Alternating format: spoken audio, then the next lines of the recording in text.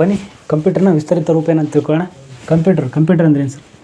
Common, C ಅಂದರೆ common, ಓ ಅಂದರೆ operating, M ಅಂದರೆ ಮಿಷನ್, ಹಾಗೂ ಪಿ ಅಂದರೆ ಪರ್ಪೋಸ್ಲಿ, ಯು ಅಂದರೆ ಯೂಸ್ಡ್ ಅಂತ, ಹಾಗೆ ಟಿ ಅಂದರೆ ಟೆಕ್ನಾಲಜಿಕಲ್ ಅಂತ, ಹಾಗೆ ಇ ಅಂದರೆ ಏನಂದರೆ ಎಜುಕೇಷ್ನಲ್, ಆರ್ ಅಂದರೆ ಏನಂದರೆ ರಿಸರ್ಚ್.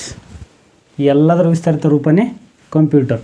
ಹಾಗಾದರೆ ಕಂಪ್ಯೂಟರ್ನಲ್ಲಿ ಬರುವಂಥ ಪ್ರಮುಖವಾದ ಇನ್ನೊಂದು ಏನಂದರೆ ಪೆನ್ ಡ್ರೈವ್.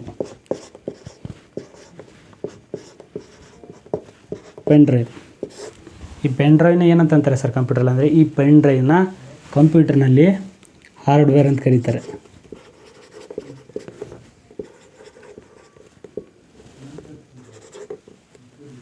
ಹಾರ್ಡ್ವೇರ್. ಹಾಗಾದರೆ ಇನ್ನೊಂದು ಏನಂದರೆ ವಿಂಡೋಸ್ 95. ಏನು ಸರ್ ಇದು ವಿಂಡೋಸ್ 95 ಅಂದರೆ? ಇದು ಕಂಪ್ಯೂಟರ್ನ ಒಂದು ಸಾಫ್ಟ್ವೇರ್ ಅಂತ ಸಹ ಕರೀತಾರೆ. ಇದನ್ನೇನಂತ ಕರೀತಾರೆ ಅಂದರೆ ಕಂಪ್ಯೂಟರ್ನ ಸಾಫ್ಟ್ವೇರ್ ಅಂತ ಕರೀತಾರೆ.